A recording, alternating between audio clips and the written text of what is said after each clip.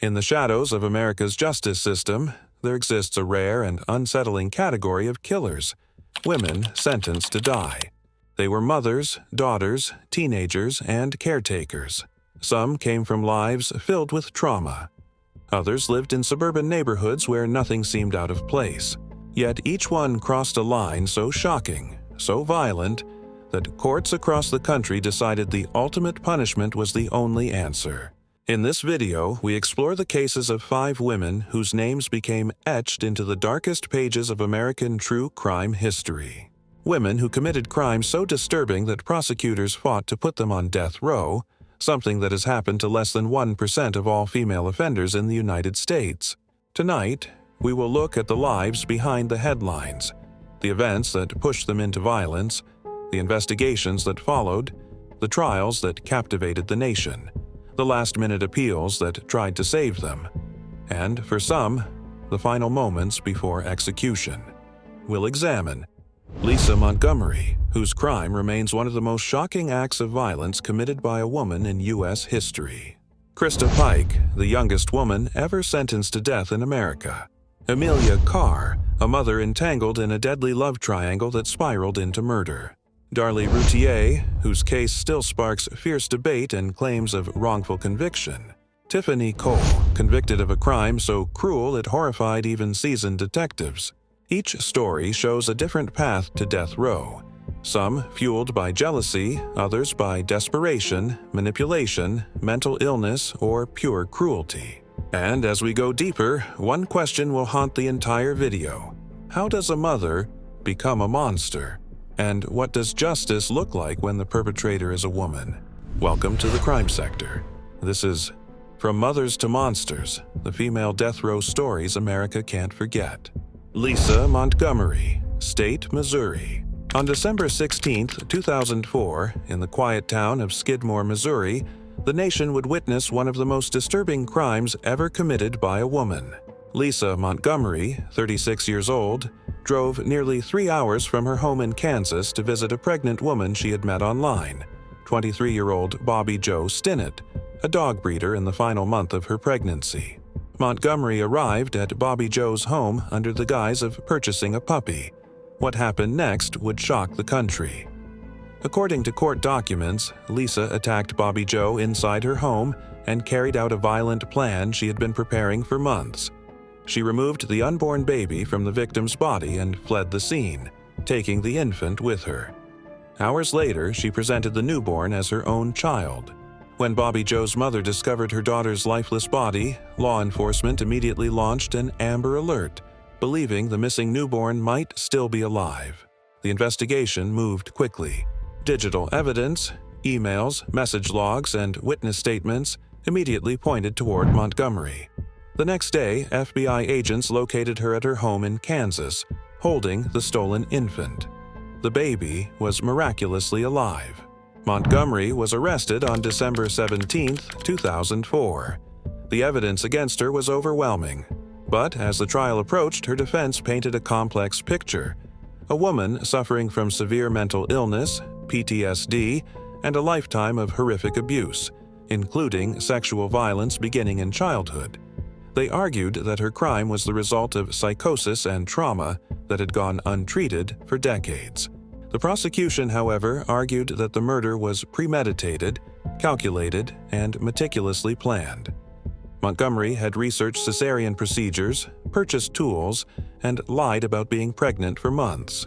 In 2007, a federal jury found her guilty of kidnapping resulting in death, a capital offense. She was sentenced to death. Over the next 13 years, Montgomery's case became one of the most debated in U.S. history. Mental health experts, anti-death penalty groups, and even former prosecutors argued that she was far too mentally ill to be executed. Multiple appeals were filed, each detailing the severe abuse she endured throughout her life. Yet the courts upheld her sentence.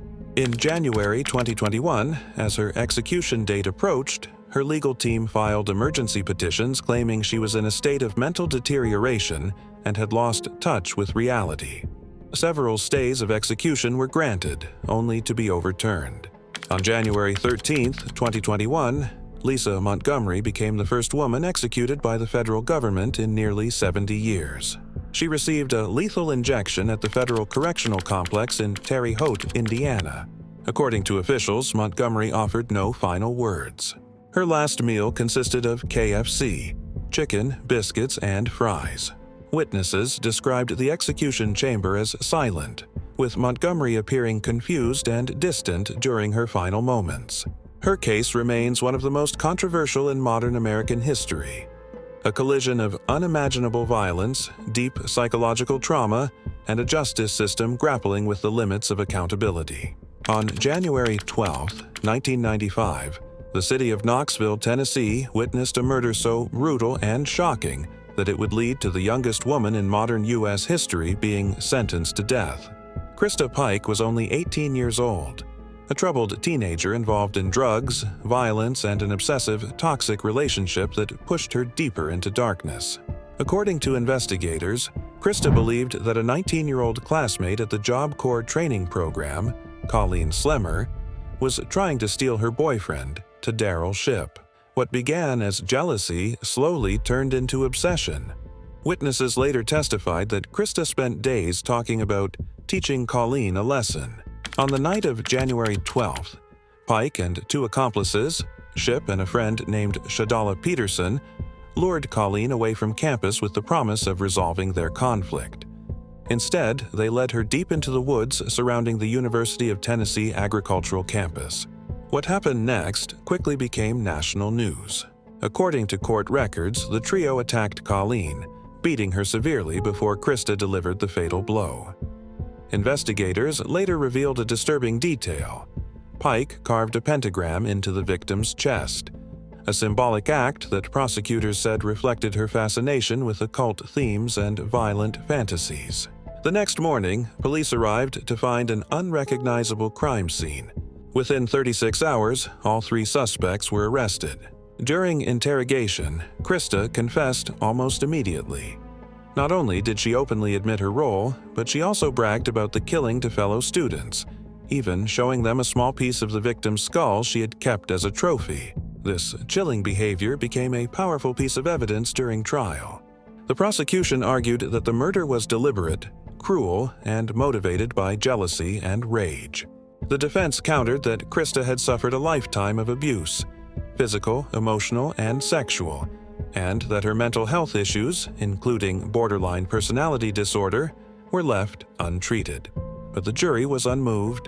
In 1996, at just 20 years old, Christa Pike was sentenced to death, making her the youngest woman on death row in the United States. Her story didn't end there. While incarcerated at the Tennessee Prison for Women, Pike was involved in multiple violent incidents. In 2001, she attempted to kill another inmate by strangling her with a shoelace, an act caught on surveillance cameras. In 2004, she was discovered with a plan to escape from prison, involving contraband cell phones, outside helpers, and a map of the facility. Each incident destroyed her chances of appeal. Over the next 2 decades, Pike's legal team argued that she suffered from severe mental illness and brain abnormalities caused by years of trauma. Several petitions were filed to overturn her death sentence, but all were denied. As of today, Christa Pike remains on Tennessee's death row, the only woman awaiting execution in the state. Her final meal and last words are still unknown because no execution date has yet been set. But her case stands as one of the most disturbing examples of how jealousy, untreated trauma, and violence can turn a young woman into one of America's most infamous killers. Emilia Lily Carr, State, Florida. In the spring of 2009, the quiet community of Marion County, Florida, became the center of a disturbing murder investigation involving a young mother, a broken relationship, and a deadly conspiracy. Emilia Carr, just 24 years old, was a mother of 5 children and known to many as a woman who had endured a lifetime of instability, marked by abuse, poverty, and emotional turmoil. But none of that prepared investigators for what they would discover. According to court documents, Emilia was deeply involved in a volatile relationship with Judge J.R. Parker, a man who had recently ended their engagement and reconciled with the mother of his child, Heather Strong, a 26-year-old waitress and mother of 2. The breakup devastated Emilia. Witnesses later testified that she became consumed with jealousy, convinced that Heather had stolen the life Emilia believed she deserved. On February 15, 2009, events took a fatal turn. Investigators say Emilia Carr and her friend, and JR's cousin, Michael Bargo, lured Heather to a mobile home under the pretense of discussing custody issues. But instead of a peaceful conversation, the situation escalated into a brutal ambush. Heather was bound, gagged, and ultimately suffocated while Emilia held her down. The prosecution later argued that Emilia played a direct and active role throughout the killing. After the murder, Heather's body was placed inside a storage box and hidden on rural property, where it remained for weeks before being discovered by detectives following a tip. When police confronted Emilia, she initially denied involvement, but her story quickly unraveled. During interrogation, she made several incriminating statements, shifting between claiming self-defense, blaming the co-defendant, and expressing remorse. At one point, she even admitted holding a plastic bag over Heather's face, a confession that would become critical evidence at trial. In 2011, a jury found Emilia Carr guilty of first-degree murder and kidnapping.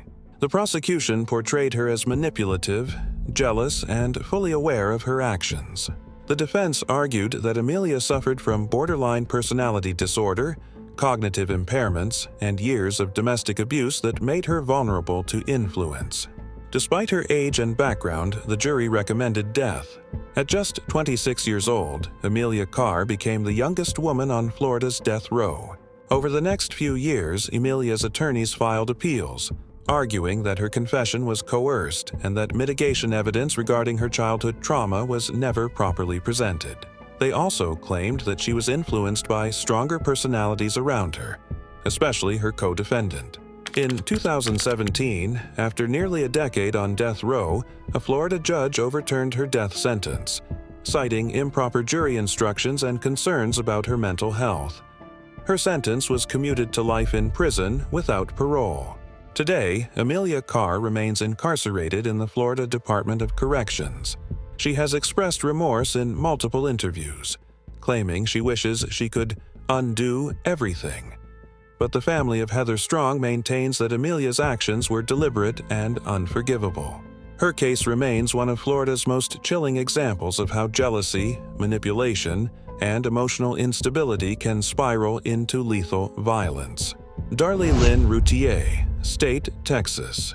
On June 6, 1996, a frantic 911 call from a suburban home in Rowlett, Texas, shocked the nation. The caller was 26-year-old Darlie Routier, a young mother who claimed that an intruder had broken into her home and attacked her and her 2 young sons, 6-year-old Devin and 5-year-old Damon. When police arrived, they found a horrifying scene. Devin and Damon had both been stabbed, and Darlie herself had a knife wound across her throat and bruises on her arms. At first, she appeared to be a survivor of a violent home invasion, but within days, suspicion shifted. Investigators noted that the wounds on Darlie were superficial compared to the fatal injuries suffered by her sons. Evidence inside the house raised more questions. A vacuum cleaner that appeared to have been staged, a window screen cut from the inside, and a bloody sock found in an alley that seemed oddly placed. The most controversial moment came when a news station aired footage of Darlie at her son's gravesite, celebrating what would have been Devin's 7th birthday. She smiled, laughed, and sprayed silly string over the grave, an image that the prosecution later used to portray her as cold and emotionless. According to the prosecution, Darlie killed her sons after feeling overwhelmed by financial stress and postpartum depression. They argued that she staged the entire crime scene to look like an intruder had broken in. The defense countered that the investigation was flawed, the evidence contaminated, and that Darlie's postpartum mental state, including depression, insomnia, and trauma, was misrepresented. The trial quickly became one of the most high-profile cases in Texas history. In 1997, a jury found Darlie Routier guilty of capital murder in the death of her younger son, Damon. She was sentenced to death. Her husband, Darren Routier, who who had been home during the attack, was never charged. Over the next 2 decades, Darlie's case drew increasing controversy. Experts argued that the forensic evidence used against her was outdated or misinterpreted. Several investigators admitted that mistakes were made at the crime scene. DNA testing later revealed previously unidentified male DNA on key pieces of evidence, but courts ruled that it did not conclusively support her innocence. Despite this, her appeals have continued. Supporters claim Darlie is a victim of tunnel vision and rushed judgment. Critics argue that the physical evidence overwhelmingly contradicts her version of events. As of today, Darlie Routier remains on Texas death row, still proclaiming her innocence. She has not been given an execution date. Her case remains one of the most divisive in American true crime, with some convinced she is a grieving mother wrongfully convicted, and others believing she is responsible for one of the most unthinkable crimes a parent can commit. Tiffany Ann Cole, State, Florida. Of all the female death row cases in modern America, few generated the level of shock, anger, and disbelief as the case of Tiffany Cole. Her story is one that investigators described as pure cruelty, a crime so calculated and cold that even seasoned detectives struggled to understand how a young woman could take part in something so horrific. In July 2005, Tiffany Cole, then 23 years old, was living in Jacksonville, Florida. She had recently befriended an elderly couple, James and Carol Sumner, longtime family friends who had once helped Tiffany's parents, even selling Tiffany their used car years earlier. The Sumners trusted her completely. But behind the scenes, Tiffany and her boyfriend Michael Jackson, along with 2 accomplices, Alan Wade and Bruce Nixon, were planning a robbery. Jackson knew the Sumners kept cash at home. What began as a plan to steal money quickly escalated into something far more sinister. According to court records, on the night of July 8, 2005, the group invaded the Sumners' home. James and Carol, both in their mid-60s and frail, were bound, gagged, and forced into the trunk of their own car. Tiffany followed behind in a second vehicle as the group drove the couple into the woods of nearby Georgia. There, the Sumners, still alive and helpless, were lowered into a pre-dug grave. Dirt was shoveled on top of them as they begged for their lives. The prosecution later revealed the most chilling detail. Tiffany was the one who purchased the shovel. She also withdrew thousands of dollars from the victim's bank account in the days after the murder using their stolen PIN numbers. Detectives tracked the transactions, leading them to a hotel where the group had been celebrating their crime with drugs and shopping trips. Evidence recovered from the scene was overwhelming, and all 4 suspects were arrested. In 2007, Tiffany Cole was convicted of 2 counts of first-degree murder. The prosecution emphasized the betrayal, the premeditation, and especially the cruelty of burying 2 elderly people alive. The defense argued that Tiffany was under the control of her boyfriend, emotionally abused, manipulated, and terrified. But jurors rejected those claims. She was sentenced to death, becoming one of the youngest women ever sent to Florida's death row. Over the years, Tiffany's attorneys filed multiple appeals, arguing that her childhood trauma, low IQ range, and abusive relationships were not properly presented during trial. But Florida courts upheld her sentence each time.